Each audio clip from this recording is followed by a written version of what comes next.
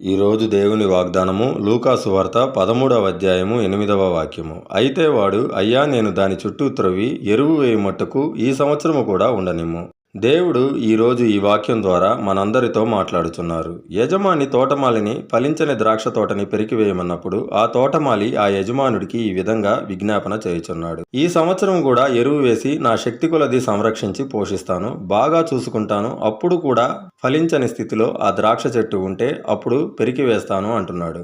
అలాగే ఈ రోజుల్లో అనేక సేవకులు, విశ్వాసులు మరియు అన్యులను చూసి ప్రభువైన యేసుక్రీస్తు తండ్రి అయిన దేవుని ఎదుట కన్నీరు విడిచుచు మన కొరకు ప్రాధేయపడుచు ఈ ఒక్క సంవత్సరము ఉండనిమ్ము, ఆత్మీయ ఫలములు ఫలించుటకు అవకాశము ఇవ్వమని వేడుకుంటున్నారు. అయినా కూడా అనేక సంవత్సరములు ఆయుష్ని ఇచ్చినా ఆత్మీయంగా ఎదగని లేదా ఫలించని స్థితిలో ఉన్నారు. కొందరు క్రైస్తవ సహోదర సహోదరులు విశ్వాసంలో వెనకబడిపోతున్నారు. కొందరు క్రియలతో యేసును మళ్లీ మళ్లీ సిలువ వేసిన వారుగా కనబడుతున్నారు. అన్యులు క్రీస్తుని నిజమైన దేవుడని అంగీకరించి మారు మనసు పొంది రక్షణ పొంది బాప్తిసము ద్వారా వారి పాపములను కడుగుకొనకుండా సువార్తను ప్రకటించే వారిని ద్వేషిస్తూ దూషిస్తూ క్రీస్తుని కొరడాలతో కొట్టే రీతిగా కనబడుచున్నారు.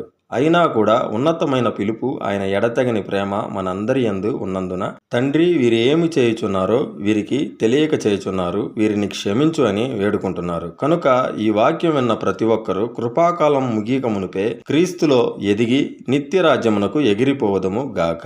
ఆమెన్. దేవుడు మిమ్మలను ఆశీర్వదించి దీవించును గాక. ఆమెన్.